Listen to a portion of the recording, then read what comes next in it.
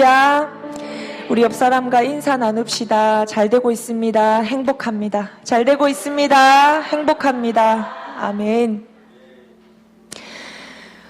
오늘은 진짜 목사님 말씀대로 서산과 필리핀과 대만과 우리 대구 정말 각지에서 헌신된 자로서 하나님 부르신 그 자리에서 정말 각자의 헌신 예배를 드리는 날입니다. 또 우리 교회적으로도 셀 연합 헌신 예배 대망의 마지막 헌신 예배가 되겠습니다. 그래서 여러분 많은 매주 금요일 셀 헌신 예배, 연합 셀 헌신 예배 드려왔는데 여러분들 오늘 이 마지막 시간에 다시 한번 하나님 앞에 우리의 헌신의 마음을 더욱더 다잡으시고 더 기억하시고 우리의 마음을 하나님께 더 고백하시는 시간 되시기를 바랍니다.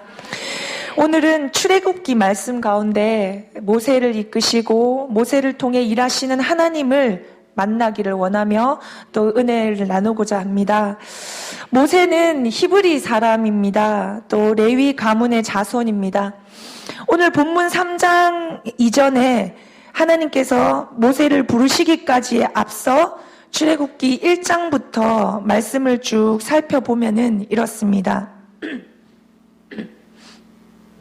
모세는 애굽에서 총리로 있던 요셉을 알지 못하는 새로운 바로의 왕이 집권하던 시절, 이스라엘 민족을 학대하던 시절에 태어났습니다. 그래서 말씀을 우리가 읽지는 않았지만 출애굽기 1장 7절부터 쭉 보면은 이스라엘 자손이 생육하고 불어나 번성하여 매우 강하여 온 땅에 가득하게 됩니다. 그러니 이 애굽의 바로 왕이 그 애굽에서 살고 있는 이스라엘 백성, 포로된 이스라엘 백성들이 점점점 이 수가 많아지니까 이 애굽의 바로 왕이 점점점 마음이 두려워지기 시작합니다. 그러면서 이 애굽 땅에 이스라엘 백성의 수가 더 많게 되면 만약에 전쟁이 일어날 때에 이 이스라엘 백성들이 우리 대적과 손을 잡고 우리와 싸우고 끝내는 이 땅에서 떠나갈까 이 걱정과 염려, 근심하다가 나름 지혜를 냅니다. 그러면서 감독들을 이스라엘 백성들 위에 세워가지고 이스라엘 백성들에게 무거운 짐을 지워 괴롭게 하면서 그들에게 바로를 위해서 국고성 비돔과 람셋을 건축하게 합니다. 그런데 이 이스라엘 백성들은 심지어 이 바로 왕이 감독자를 세워서 이스라엘 백성들을 끊임없이 괴롭게 하면 할수록 출애굽기 1장 12절 말씀에 보면은 학대를 받을수록 더욱 번성하여 퍼져나가니 애굽 사람이 이스라엘 자손으로 말미암아 근심하여라고 표현되어 있습니다. 그리고 연이어서 이스라엘 자손에게 이 바로 왕이 일을 엄하게 더 시키는데요. 아직 말씀 안 보여주셔도 괜찮습니다. 제가 계속 그 스토리를 이야기해 드리겠습니다. 어려운 노동으로 그들의 생활을 괴롭게 하니 곧 흙 이기기와 벽돌 굽기와 농사의 여러 가지 일을 이들에게 시켜서 이 모든 엄한 일을 기꺼이 이스라엘 백성들에게 하게 합니다. 그리고 이것도 모자라서 출애굽기 1장 15절에 쭉 이어지는 말씀에는 애굽 왕이 히브리 산파 십브라와 부아라는 사람을 불러가지고 만약에 히브리 여인이 해산을 하면 너희가 가서 그 해산을 돕고 그 도울 때에 그 자리를 잘 살펴서 만약에 아들을 낳으면 즉시 이 아들을 죽이라고 이야기합니다. 그리고 딸을 낳으면 살려두라고 이 바로의 왕이 산파들에게 지시합니다. 그런데 이 산파들은 하나님을 두려워하여 애굽 왕의 명령을 어기고 오히려 이 남자 아이들을 살려줍니다. 그러자 애굽 왕이 이 산파들을 부릅니다. 어찌된 일인가 묻습니다. 산파가 대답합니다. 히브리 여인이 워낙 건강해서 우리가 도와주려고 도착하기도 전에 벌써 출산하여가지고 이 남자아이든 여자아이든 우리가 어찌할 수가 없었습니다. 라고 이야기합니다. 그러자 이 급기야 이 바로 왕은 더 마음이 두려워집니다. 그러나 하나님이 그 산파들에게 은혜를 베푸시고 그 백성은 매우 번성하여지고 더 강해지고 산파들은 하나님을 경외함으로 하나님이 그들의 집안을 흥왕하게 더욱 만드십니다. 그런데 1장 22절 즈음에 보면은 이제 이 바로는 히브리 산파에게 지시하는 것이 아니라 모든 백성에게 명령하며 말합니다. 아들이 태어나거든 너희는 그를 나일강에 던지고 딸이거든 살려두라고 모든 애굽에 있는 백성들에게 명령을 하고 또 그런 명령이 주어진 가운데 지금 이스라엘 백성들은 애굽 땅 가운데 살고 있습니다.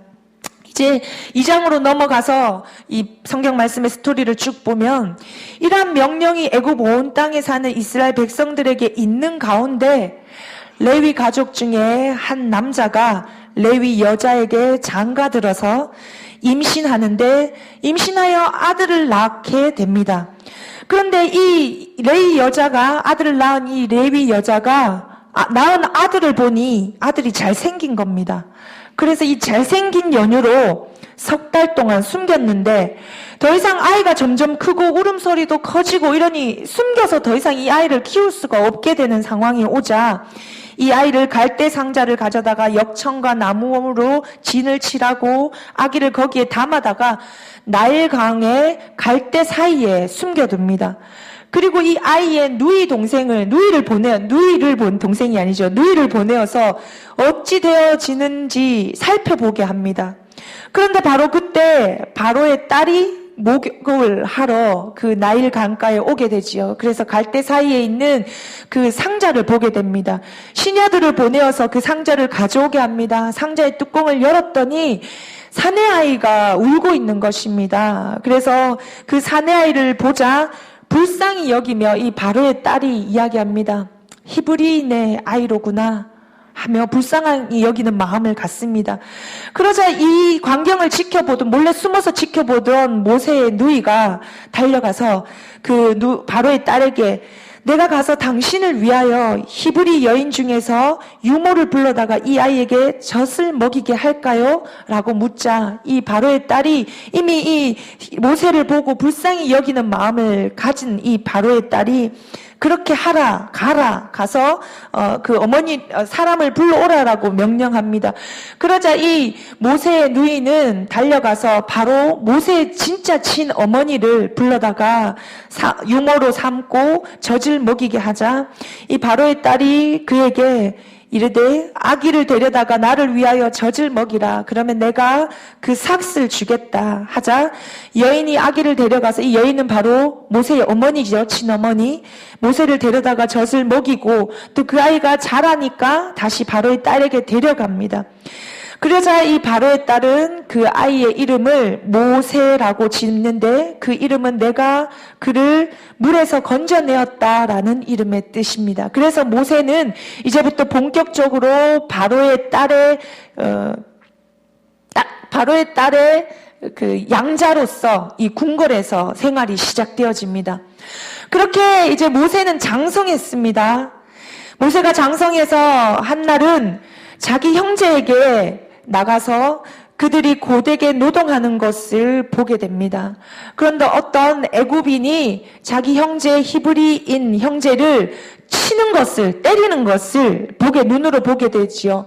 그러자 이 모세는 좌우를 살펴보고 사람이 아무도 없는 것을 확인하고 다시 그 애굽 사람을 쳐서 죽입니다. 그리고 모래 속에 감추게 됩니다.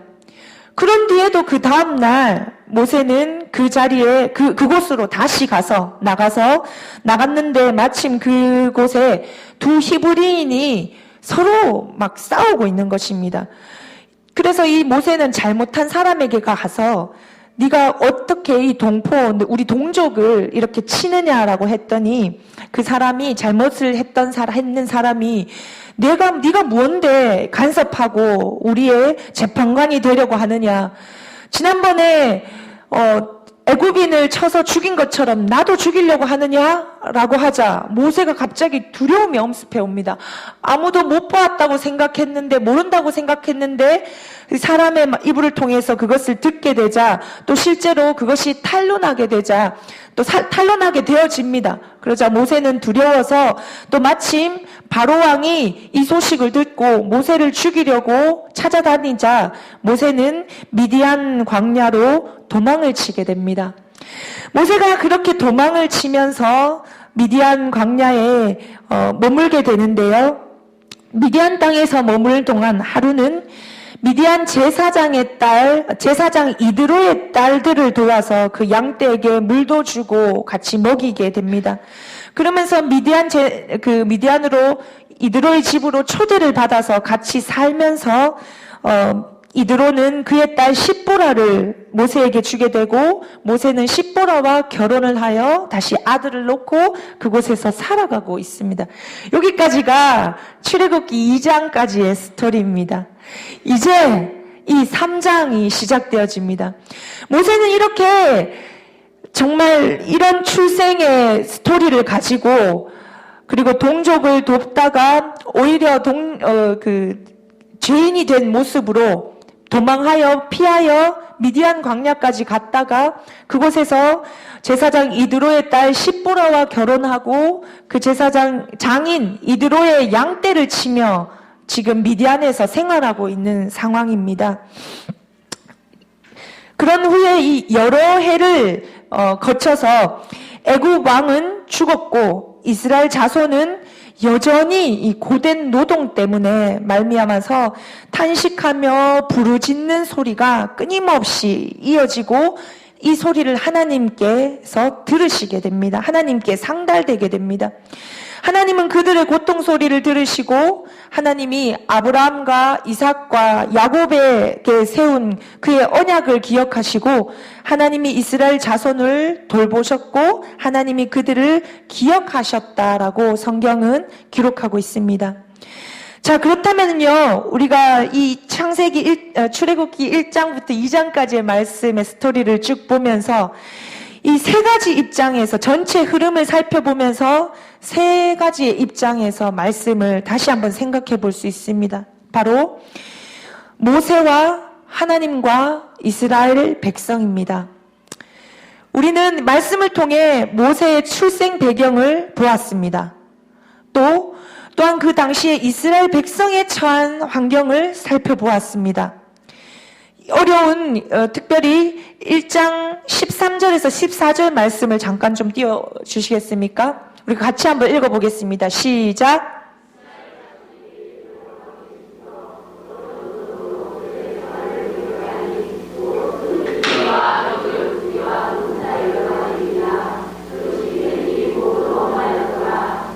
아멘. 이스라엘 백성이 처한 환경을 표현하기를 이렇게 표현합니다. 13절에 이스라엘 자손에게 일을 엄하게 시키고 그들이 이 온갖 노동, 어려운 노동을 그들에게 시켜서 괴롭게 하는데 특별히 흙 이기기와 벽돌 굽기와 농사의 여러 가지 이런 굳은 일을 시켰다는 것입니다. 그런데 단순히 이 일 자체가 사실 오늘날에도 여러분 흙 이기기와 벽돌 굽기와 농사의 여러 가지 일이 오늘날에도 있지 않습니까? 그런데 단순히 이 일 자체가 정말 신음하며 고된 노동의 고통에 시달려 살 수 없는 그런 고통의 일은 사실 아닙니다. 그런데 무엇 때문에 이 이스라엘 백성들이 이 일과 동시에 이처럼 노동의 고된 노동으로 인하여 고통하고 있습니까? 바로 2장 11절에 보면은요, 이것은 또 모세가 그 애굽인이 히브리인 자기 형제를 대하는 태도를 보고 발끈하여서 이 사고를 저지르는 현장이기도 한데요. 모세가 한 번은 장성하여, 같이 읽어보겠습니다. 시작. 모세가 장성한 후에 한 번은 자기 형제들에게 나가서 그들이 고되게 노동하는 것을 보더니 어떤 애굽 사람이 한 히브리 사람 곧 자기 형제를 치는 것을 본지라. 아멘. 여러분, 우리가 가끔 TV에서나 혹은 영화에서나 이 노예로서 그 현장에서 일을 하는 모습을 영화에서 본 적이 있습니까? 정말 황량한 이 비탈 돌 무덤가 있는 그런 곳에서 막 돌을 막 캐면서 막 노동을 하는데 막 모두 옷도 제대로 안 입고 입술이 다 불어터져가지고 노동을 하는 가운데 너무 먹은 것이 없어서 힘이 없어서 힘을 쓸 수 없어서 노동을 하다가 쓰러지는데 감독자들이 와서 무슨 긴 회초리 같은 걸로 등짝을 내려치면서 똑바로 안 해라고 하는 이런 모습을 본 적 있죠. 그렇습니다. 흙이기와 벽돌 굽기 여러 가지 농사일 자체는 우리도 주어지면 일꾼들은 또 해야 하면 할 수도 있는 일이지만 여기서 이 모세가 본 것처럼 애굽의 감독자들이 애굽의 사람들이 이 히브리인 이 일꾼들에게 어떻게 대했다는 것입니까? 끊임없이 밥도 주지 않고 물도 주지 않고 허리 한번 못 펴고 요령 피운다고 채찍질을 가하면서 또 특별히 노동의 대가도 주지 않았지 않겠습니까? 노동을 통하여 아무런 보람도 느끼지 못하도록 그런 현실 가운데 이 히브리 사람들이 살고 있지 않았겠습니까? 그래서 이 이스라엘 자손들은 고된 노동으로 탄식하며 부르짖는 소리가 날마다 가득했습니다. 이제 이 상황 가운데 모세의 모습을 보았고 이스라엘 백성들의 모습을 보았고 이제 우리 하나님은 이 상황 가운데 어떠하십니까? 태어난 모든 남자아이가 죽을 수밖에 없었던 그 상황 가운데 모세의 생명을 살리신 분이십니다. 또 특별히 누구를 통해서 모세의 생명을 그렇게 살리셨습니까? 바로 2장 2절에 우리가 한번 같이 읽겠습니다. 시작. 그 여자가 임신하여 아들을 낳으니 그가 잘생긴 것을 보고 석 달 동안 그를 숨겼으나. 아멘. 예. 이 레위 여자가 임신하여 아들을 낳았는데 단순히 다른 특별한 이유를 굳이 써놓지는 않았어요. 잘생겼다는 것을 보고 이 아이를 석 달을 숨겼다 합니다. 그 당시에 어떤 명령이 내려져 있었습니까? 온 나라에 아들이 태어나면은 무조건 죽이라고 이 왕의 명령이 애굽 땅 가운데 내려져 있었는데 그 왕의 명령을 아들 잘생겼다고 숨겼대요. 그 잘생겼다는 의미에는 여러 가지 또 의미가 있겠죠. 이 아이가 장차 큰 일을 할 것이며 이미 하나님께서 그 마음 가운데 이 아이의 생명을 보호하시고자 이 어미의 마음에 그런 마음을 이미 주셨지 않겠습니까? 우리 하나님께서 그렇게 일을 하셨다는 것이에요. 그리고 또 심지어 그 전에 히브리 산파 십부라와 부아라라 하는 사람은 어떠했습니까? 그 전에 물론 모세는 아니었지만 그 전에 남자아이를 살리기 위하여서 이 산파들은 어떻게 했습니까? 말씀을 보면요 17절과 21절 말씀을 우리가 같이 한번 읽어보겠습니다. 시작. 그러나 산파들이 하나님을 두려워하여 애굽 왕의 명령을 어기고 남자아이들을 살린지라. 그 산파들은 하나님을 경외하였으므로 아멘. 심지어 산파들은요 애굽의 왕의 명령보다 하나님을 더 두려워하여 또 하나님을 경외하여 그 왕의 명령을 어기고 남자들을 살려주었습니다. 자, 그리고 이어서 또 그렇게 석 달 동안 숨겨왔지만 결국 다시 갈대 상자에 넣어서 이 나일강에 버려졌던 이 모세가 또 어떤 방법으로 살아납니까? 우리 계속하여서 다음 말씀 2장 6절 말씀을 같이 한번 볼까요? 시작. 열고 그 아이를 보니 아기가 우는지라 그가 그를 불쌍히 여겨 이르되 이는 히브리 사람의 아기로더라. 아멘. 이 애굽의 공주 바로의 딸은 목욕하러 갔다가 갈대 사이에 있는 그 상자의 속에 뚜껑을 열어봤더니 아이가 울고 있는데 그 아이가 너무 불쌍하게 여겨지는 거예요. 그 마음을 또 하나님이 주셔서 이 모세는 살아납니다. 하나님께서 그러한 방법으로 모세를 이끌고 계신다는 것입니다. 그렇다면요, 히브리 산파들은 여호와 하나님을 두려워하고 또 하나님을 경외하는 마음에 그랬다 칩시다. 그럼 이 바로의 딸은 여호와 하나님을 두려워하고 경외하는 자였습니까? 아닙니다. 우리 하나님을 알지도 못하는 자입니다. 그러나 바로의 딸에게 그런 마음을 주신 하나님, 그러니까 이것은 다시 말해서 그냥 모세를 살리시겠다는 그냥 하나님의 강한 의지가 그냥 출애굽기에 모세의 출생에 그냥 드러나 있는 것입니다. 근데 왜 이렇게 모세를 살리고자 하는, 이 환경 가운데 살리고자 하는 것이지요?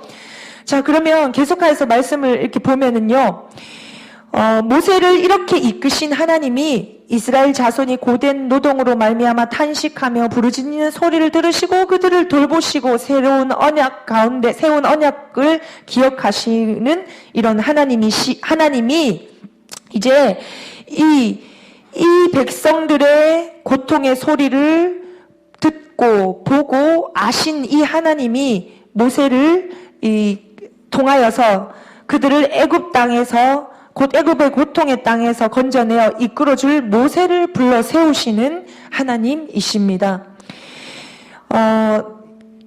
이제 3장으로 이제 넘어가면요, 모세는 모세대로, 또 하나님은 하나님대로 하나님의 일을 해오시고요, 이스라엘 백성은 애굽 땅 가운데서 여전히 그 고된 노동의 신음 속의 고통생에 여전히 그들의 삶을 살아갑니다.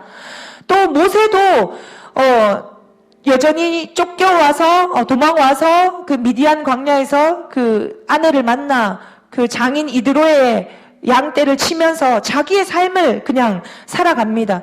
이렇게 모세와 이스라엘 백성과 이스라엘 자손과 하나님은 이 온 삶과 이 온 생애의 시간 속에 어우러져 있는 모습을 우리가 봅니다. 계속해서 모세는 모세대로 미디안 광야의 피신 중에 만난 이 장인의 이 양떼를 칠 때에 그 양떼를 광야 서쪽으로 인도해서 하나님의 산 호렙산으로 이르게 됩니다. 그때 이제 이 여호와 하나님께서 여호와의 사자가 떨기나무 가운데로부터 나오는 이 불꽃 안에서 모세에게 나타납니다. 모세가 보니까 떨기나무에 불은 붙었는데 떨기나무가 사라지지도 않고 타지도 않는 겁니다. 이 광경을 보고 이 큰 광경을 더 자세히 보려고 더 가까이 이렇게 가려고 하자 하나님께서 떨기나무 가운데에서 모세를 부르십니다. 모세야, 모세야. 그러자 이 모세는 내가 여기 있나이다 대답합니다. 하나님께서 말씀하십니다. 이리로 가까이 오지 마라. 네가 선 땅은 거룩한 땅이니 내 발에 신을 벗으라 라고 말씀하십니다. 모세가 하나님 얼굴 뵙기를 두려워하여 그의 얼굴을 가립니다. 그리고 하나님께서 이제 모세에게 말씀하십니다. 내가 애굽에 있는 내 백성의 고통을 분명히 보고 그들의 감독자로 말미암아 부르짖음을 듣고 그 근심을 알고 내가 내려가서 그들을 애굽인의 손에서 건져내고 그들의 그 땅에서 인도하여 아름답고 광대한 땅, 젖과 꿀이 흐르는 땅으로 데려가려고 한다. 모세야, 그러니 이제 가라. 이스라엘 자손의 부르짖음이 내게 달하고 애굽 사람이 그들의 괴롭히는 학대도 내가 보았으니 이제 내가 모세 너를 바로에게 보내어서 너에게 내 백성 이스라엘 자손을 애굽에서 인도하여 내게 하겠다라고 하나님이 말씀하시며 모세를 부르십니다. 하나님께서 그렇다면은 그 전에 오늘 이 모세를 부르시는 이 떨기나무 가운데 불꽃 가운데서 모세를 부르시는 이 상황 이전에 하나님께서는 그렇다면은 이 이스라엘 백성들의 고된 노동 가운데의 괴로움과 고통을 몰라서 못 들어서 못 보아서 못 건지셨던 것일까요? 예. 하나님은 이 모세 한 사람을 세워서 일꾼 만드셔서 이 모세 한 사람을 통하여서 고통 중에 있는 이 백성을 이끌어내시기 위하여 하나님은 뭐 하신 것일까요? 기다리신 것입니다. 그렇다면 이 하나님의 음성을 들은 이 모세의 반응이 어떠한지 우리가 좀 또 살펴봐야겠지요. 3장 11절 말씀을 같이 한번 읽어보시겠습니다. 3장 11 1절 말씀입니다. 시작. 모세가 하나님께 아뢰되 내가 누구이기에 바로에게 가며 이스라엘 자손을 애굽에서 인도하여 내리이까. 아멘. 모세가 하나님께 말씀합니다. 내가 누구이기에 바로에게 가고 이스라엘 자손에게를 애굽에서 인도하여 낼 수 있습니까? 사실 이 말은 하나님의 부르심을 듣고 모세야 네가 지금 애굽 땅에 가서 이 고통이 극에 달한 내 이스라엘 내 백성들을 인도하여 내어와야겠다. 내가 그들을 젖과 꿀이 흐르는 땅으로 데려갈 것이다 라고 네가 그 일을 좀 해야겠다라고 말씀하실 때 모세는 정말 진심으로 하나님 제가 누구기에 바로에게 가면 이스라엘 자손을 애굽에서 인도하여 내겠습니까? 낼 수 있겠습니까? 라고 합니다. 어쩌면 이 모세가 더 젊었을 때 이 미디안 광야로 도망하여 오기 이전에 모세는요 어떠했습니까? 바로의 딸의 양자로 궁궐에 있었습니다. 그 당시에는 오히려 더 젊었고 힘이 있었고 육체적으로도 그랬고 또 실제로도 이 바로의 딸의 양자로서 갖는 권력적인 힘도 그에게는 그 당시에 있었습니다.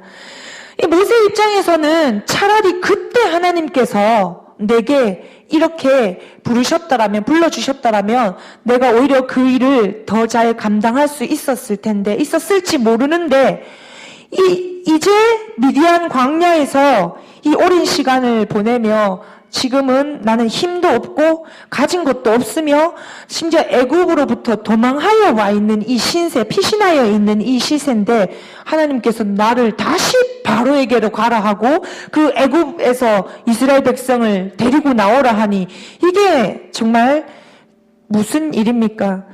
이 타이밍에 하나님께서 모세를 쓰시겠다 하시니 정말 모세 입장에서는 기가 막힐 노릇입니다. 그런데요, 이 모세는 진심으로 이 말씀을 하나님께 이 마음을 말을 했지만, 다시 말해 이 말은 무슨 뜻입니까? 하나님, 내가 누구이기에 바로에게 가며 이스라엘 자손을 애굽에서 인도하여 내리까? 다시 말해서 저는 못합니다. 저는 못 갑니다. 입니다. 모세의 말은 그 마음입니다. 그렇습니다. 모세가 힘이 있을 때는 하나님께 제대로 쓰임받지 못했습니다. 그러나 힘이 다 빠진 그때, 아무것도 가진 것도 없고 내세울 것도 없는 그때에 하나님은 모세를 부르셨습니다. 내가 누구이기에 바로에게 가며 이스라엘 자손을 애굽에서 인도하여 내리까 하는 이 모세에게 하나님은 딱 한마디 말씀하십니다. 12절 말씀 우리 같이 한번 읽어볼까요? 시작. 하나님이 이르시되 내가 반드시 너와 함께 있으리라. 아멘. 그냥 하나님 딱 한마디 하십니다. 내가 반드시 너와 함께 있겠다 하십니다. 하나님 입장에서는요, 내가 세운 일꾼, 내가 불러 사용하는 일꾼에게 이거 하나면 충분했습니다. 하나님 입장에서 내가 너와 함께 있겠다. 그것만이면 충분하다는 것입니다. 모세는요, 과거의 모세는 힘도 있었고 혈기도 왕성했습니다. 바로의 양자로서의 어떤 권력도 있었고 그 어떤 것도 필요 없었던 시절이 있었습니다. 그런데 하나님께서 광야에서 이 모세의 힘을 다 빼게 하신 것입니다. 그 힘이 다 빠지도록 하나님께서는 기다리신 것입니다. 모세는 하나님께서는 이 모세의 출생부터 정말 이 남다른 출생부터 생명을 붙드셔서 사명과 비전의 사람으로 만들어 가셨던 것입니다. 그래서 이 모세를 비로소 그 힘이 다 빠진 모세, 그러나 그때 다시 부르셔서 사명과 비전을 보게 하시고 발견할 수 있도록 하나님께서 하신 것입니다. 사랑하는 여러분, 우리도 마찬가지입니다. 하나님께서 우리를 사단의 노예가 되어 죄의 종로를 타고 있는 하나님의 백성을 고난 가운데 구원코자 우리를 쓰시고자 하십니다. 모세와 같이 화려한 출생과 성장의 비밀로 우리를 이 땅에 태어나게 하시고 자라게 하시고 먼저 자녀로 불러주시고 지금까지 모든 모진 순간을 다 겪으면서 이곳까지 오게 하셨습니다. 그 하나님께서 이제 우리를 부르십니다. 이제 나를 부르십니다. 정미야, 정미야, 네가 선 땅은 거룩하니 네 신을 벗으라.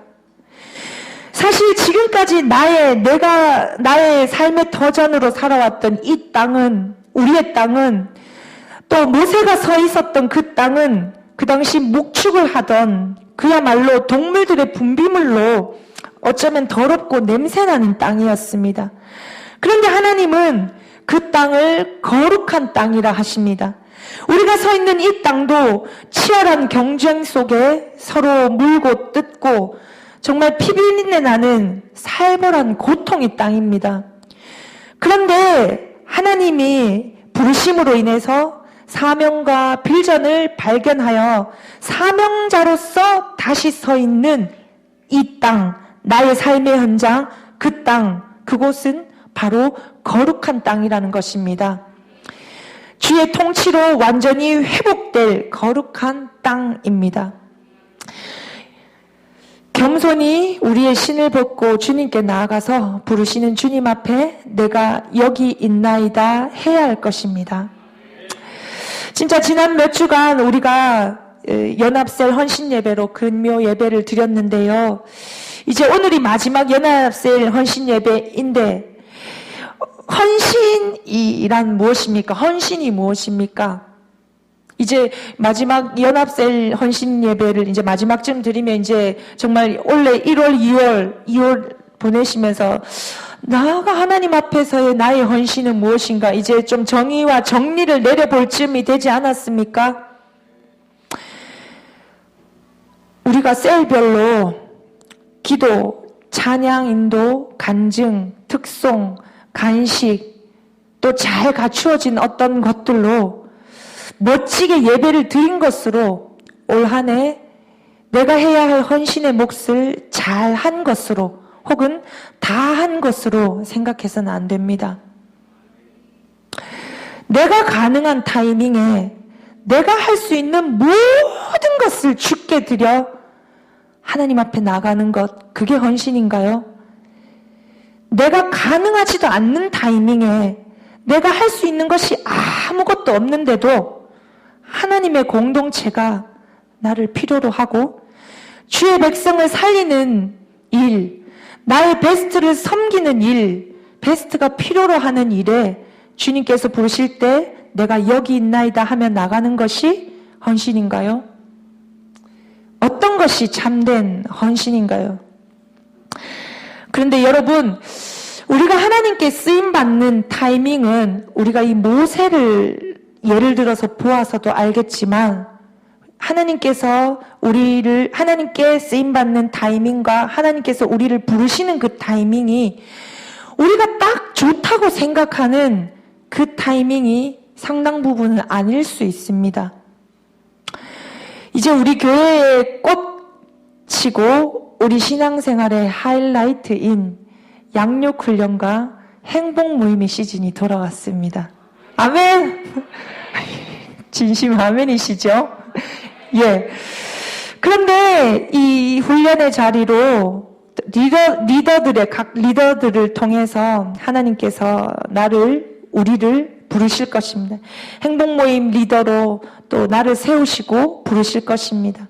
주니어 교사로, 요다엘 교사로, 각국의 일꾼으로 또 베스트를 섬기는 이 현장에 동참해 줄 것을 여러 모양으로 우리를 부르시고 또 부르실 것입니다. 그러면 우리는 생각합니다. 왜 지금인데?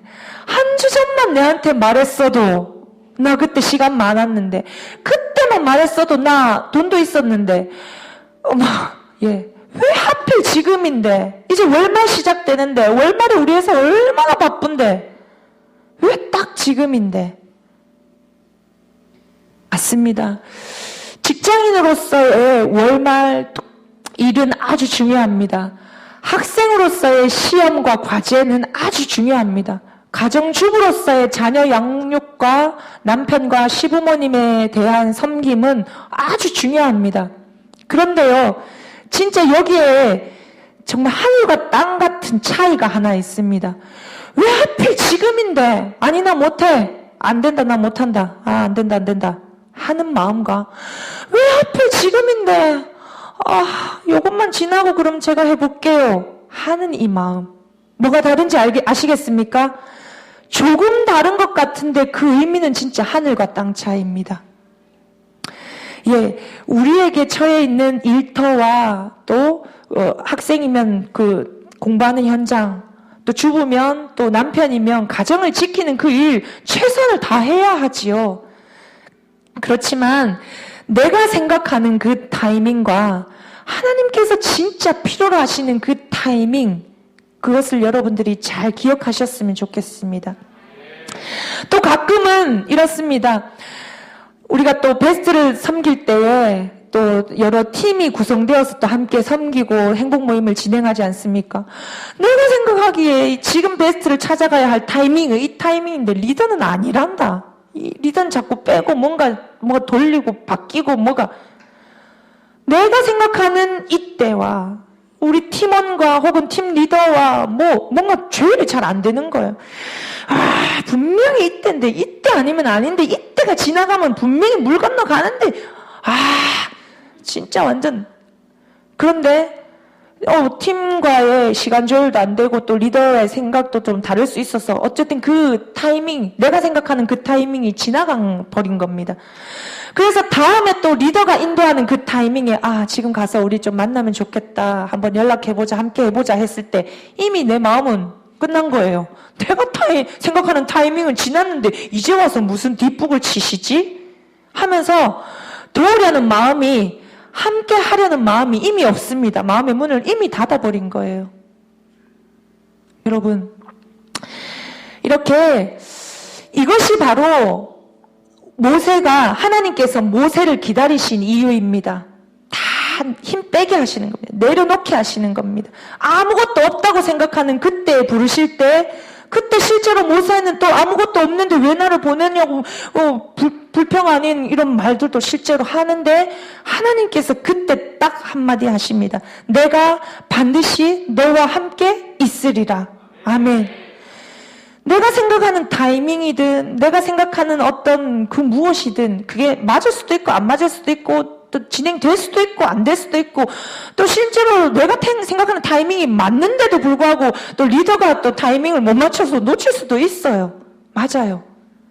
그렇지만 그 다음에 또 진행되어지는 계속 그 흐름 속에 나는 내 힘을 빼고 또다시 갖춰진 그 환경 속에 또 적극적으로 마음을 모으고 기도하고 서로 합력하여 이제 우리에게 주어진 이 사역을 감당해내는 것입니다. 저는 이것이 어쩌면 지금 이 말씀을 통해 하나님께서 우리에게 주시는 진정한 헌신에 대해서 말씀해 주시는 것이라고 생각합니다. 우리의 힘을 빼고 하나님 앞에 나아가시면 좋겠습니다. 말씀을 맺겠습니다. 모세를 이끄시고 기다리시며 세우시고 부르신 하나님은 오늘 동일하게 우리를 이끌어 주시고 세우시고 기다리시고 부르십니다. 삶의 소망이 없고 고통 가운데 고통하는 자들, 그 하나님의 백성을 사단의 노예, 죄의 종로로 타고 있는 그 하나님의 백성들을 이제 네가 가서 그들을 데려오라 합니다. 하나님께서 그들을 젖과 꿀이 흐르는 땅으로 인도하게 하고자 하니 네가 가서 그들을 좀 데려오라 하십니다. 그런데 여러분은 우리는 어떻게 말씀하겠습니까? 내가 무엇이라고 지금 하겠어요? 내가 뭘 할 수 있다고요? 내가 도움이나 되겠어요? 그런 거 다 필요 없습니다. 하나님은 그냥 내가 너와 함께 있으리니 반드시 함께 있으리니 가라 하십니다. 그런데 우리가 12절 말씀을 다시 한번 볼까요? 12절 말씀, 3장 12절 말씀. 하나님이 이르시되 내가 반드시 너와 함께 있으리라. 네가 그 백성을 애굽에서 인도하여 낸 후에 너희가 이 산에서 하나님을 섬기리니 이것이 내가 너를 보낸 증거니라. 아멘. 하나님께서 많은 부분 우리에게 내가 반드시 너와 함께 있으리라 라고 임마누엘 하나님 우리에게 약속해 주셨지만, 우리가 자칫 하나님 늘 우리와 함께 하시지, 늘 나와 함께 계시지, 무엇으로 그것을 알 수 있습니까? 하나님께서 그 증거를 보여주십니다. 어떻게요? 너희가 이 산에서 그들을 데려온 후에, 다시 한번 13절 말씀요, 앞부분. 그들을 내가 너와 함께 있으리니 네가 그 백성을 애굽에서 인도하여 낸 후에 너희가 이 산에서 하나님을 섬기게 될 것이다. 하나님을 예배하게 될 것이다. 이것이 내가 너를 보낸 증거고 내가 너와 함께 있다는 증거라는 것입니다. 여러분, 우리가 언제 가장 정말 이 영혼 구원의 기쁨, 감격의 눈물이, 감격이 흘러나옵니까? 내가 정말 오랫동안 품고 기도했던 베스트가 정말 주께 돌아와 함께 예배 드리는 그 현장, 여러분 그 감격 다 아시지요? 그 현장이 바로 하나님께서 우리에게 말씀하시는 것입니다. 내가 너를 보낸 증거가 이것이다 보여주시는 것입니다.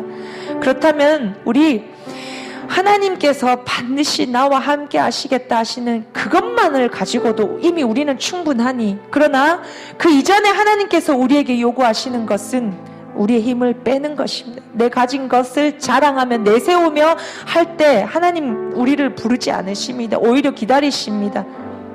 그래서 모든 것들을 내려놓고 하나님께서 우리를 이끄시고 부르시는 그때에, 나를 부르시는 그때에, 예 주님 부족하지만 한번 해보겠습니다. 하나님 나와 함께하여 주시는 하나님을 신뢰하겠습니다 하며 나아가서 우리에게 정말 하나님 주시는 이 사역들 감당하는 여러분들이 되시길 바랍니다. 또한 하나님 앞에 나의 타이밍이 아니라 하나님께서 우리를 부르시는 그 타이밍에 기꺼이 나아가 순종하는 여러분들, 헌신하는 여러분들이, 저와 여러분들이 다 되시기를 주님의 이름으로 축원합니다.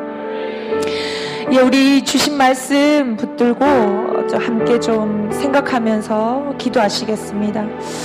하나님께서 모세를 그토록 생명을 지키시고 인도하시고 이끌어 가셨던 이유는 하나님의 백성을 애굽으로부터 이끌어내시기 위한 계획이셨습니다. 우리를 그토록 정말 우리 사람들에게 다 말할 수 없는 출생의 스토리들, 성장 과정의 스토리들, 많은 마음의 상처들 많지요. 그 모든 것들이 지나서 내가 여기까지 온 이 이유, 결국 하나님께서 나를 7가지 이끌어주시고 지켜주셨던 이유, 이제 나를 부르셔서 나의 주위에 하나님의 백성, 고통하는 백성들을 이끌어내어 하나님께로 오게 하시기 위한 그 계획으로 나를 부르시고 붙드셨다는 것입니다. 이제 그 하나님 앞에, 그 부르심 앞에 우리가 기꺼이 나아가며 감사하며 순종하며 헌신하는 우리가 되었으면 좋겠습니다. 우리 이 시간 이렇게 기도합시다. 하나님 나를 불러주시니 감사합니다. 세워주시니 감사합니다. 지켜주시니 감사합니다. 지금까지 내 생명을 붙들어주시니 감사합니다. 이제 하나님